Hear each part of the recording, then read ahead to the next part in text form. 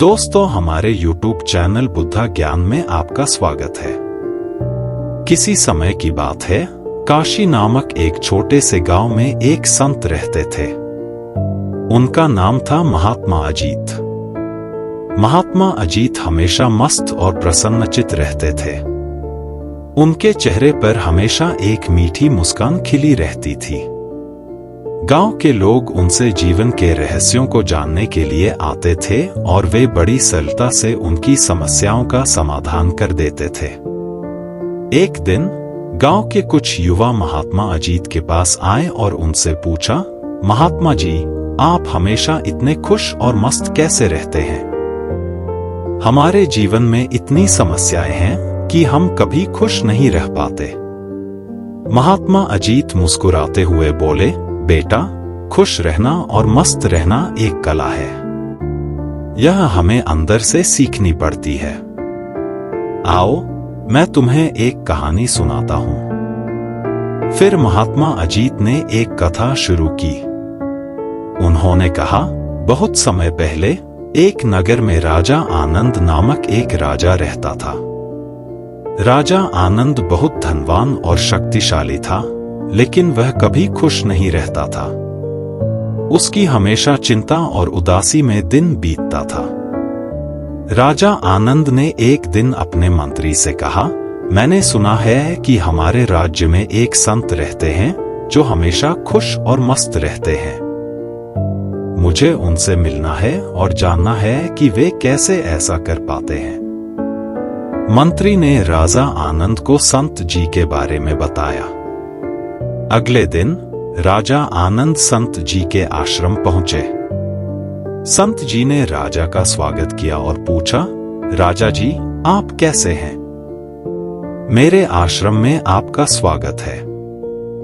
राजा आनंद ने कहा, महात्मा जी, मैं जानना चाहता हूं कि आप हमेशा खुश और मस्त कैसे रहते हैं।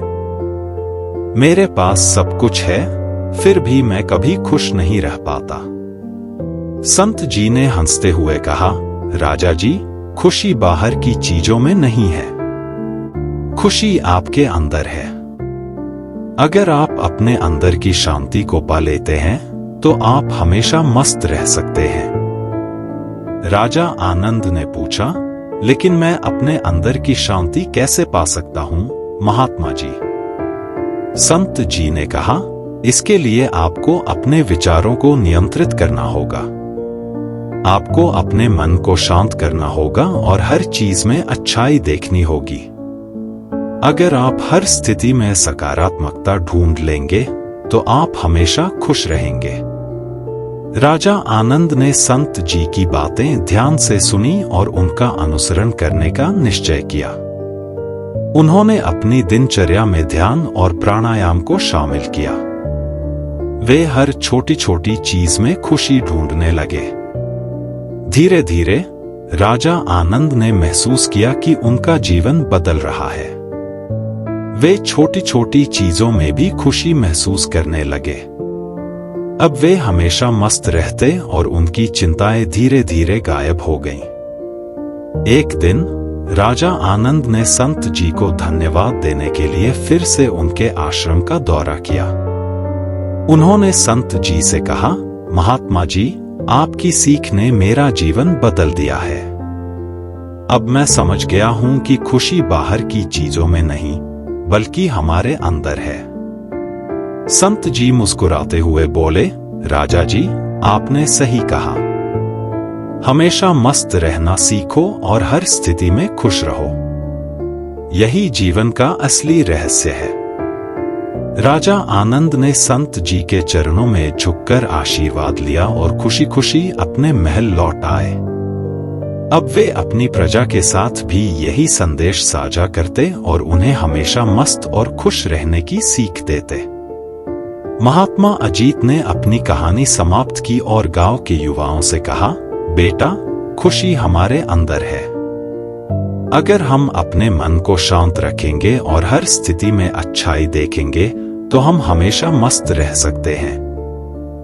यही इस कहानी का संदेश है।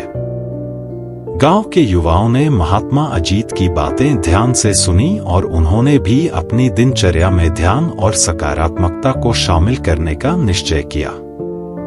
धीरे धीरे वे भी हमेशा मस्त और खुश रहने लगे। इस प्रकार महात्मा अजीत की सीख ने पूरे गांव के लोगों को खुशी और मस्ती का सही मतलब सिखा दिया। गांव के लोग अब छोटी छोटी चीजों में भी खुशी ढूंढने लगे और हमेशा मस्त रहने लगे।